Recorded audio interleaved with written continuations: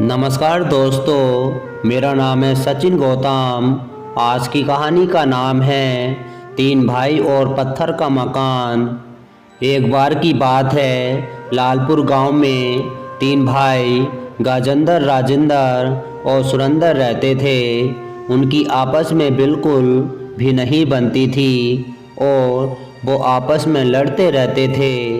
उनके पिता की मृत्यु जब वो छोटे थे तभी हो गई थी। वह तीनों अपनी माँ के साथ रहते थे। वो अपनी माँ की खेती में मदद करते थे और अपने घर का गुजारा चलाते थे। एक दिन उनकी माँ बहुत बीमार हो गई। उनकी माँ ने तीनों भाइयों को बुलाया और कहा कि मैं शायद अब ज़्यादा समय तक जिंदा ना रह सकूं, लेकिन मेरी एक इच्छा है, क्या तुम उसको पूरा करोगे? तीनों भाइयों ने की इच्छा के बारे में पूछा। माँ ने बोला, मैं ये चाहती हूँ कि तुम सब एक बड़ा घर बनाओ और साथ में रहो, तुम सब खूब तरक्की करो। उनकी ये बात सुनकर गजेंद्र ने बोला कि ठीक है माँ, हम आपकी इच्छा को पूरा करेंगे, लेकिन तुम बस जल्दी से ठीक हो जाओ। इसके बाद वह बाहर चले गए। बाहर जाकर राजेंद्र गजेंद्र से बोला कि तुमने माँ से ये क्यों बोला कि हम साथ रहेंगे? मैं तुम्हारे साथ नहीं रहने वाला। सुरेंद्र भी बोला, मैं भी तुम दोनों के साथ नहीं रहने वाला। तुमको माँ को सच बोलना चाहिए था।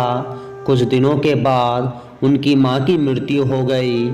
इसके बाद उन्होंने सोचा, माँ की आखिरी इच्छा थी अच्छा बड़ा घर बनाने की। तीनों भाइयों ने जो भी पैसा था उसको तीनों भावों में आपस में बांट लिया। इसके बाद तीनों अपना अपना घर बनाने के लिए चल पड़े। राजेंद्र ने सोचा कि वह बांस और फूस का घर बनाएगा और बाकी पैसों का कुछ सामान खरीद लेगा। उसने ऐसा ही किया। वह जाकर बांस और फूस ले आया और अपना घर बनाने लगा। दूसरा भाई सुरेंद्र ने अपना घर लकड़ियों से बनाने की सोची। वह जाकर लकड़ियां ले आया और अपना घर बनाने लगा। तीसरे भाई गजेंद्र ने अपना घर पत्थर का बनाने की सोची। वह जाकर पत्थर और सीमेंट ले आया, लेकिन उसके सारे पैसे ख़त्म हो गए। फिर उसने कुछ समय खेत में काम करके पैसे कमाए, जिससे वह बाकी सामान भी ले आया। इसके बाद उसने खुद घर बनाना शुरू किया और कुछ महीनों में उसका घर बनकर तैयार हो गया और वह इससे बहुत खुश हुआ। कुछ दिनों के बाद बहुत बड़ा तूफान आया, जिससे राजेंद्र और सुरेंद्र का घर नष्ट हो गया। दोनों भागे भागे गजेंद्र के घर गए और सडनली वह दोनों बहुत शर्मिंदा थे, लेकिन उसके बाद उन्होंने साथ में रहने का निर्णय किया। तो दोस्तों, आपको हमारी कहानी पसंद आई हो तो प्लीज़ लाइक और कमेंट और सब्सक्राइब करना ना भूलना।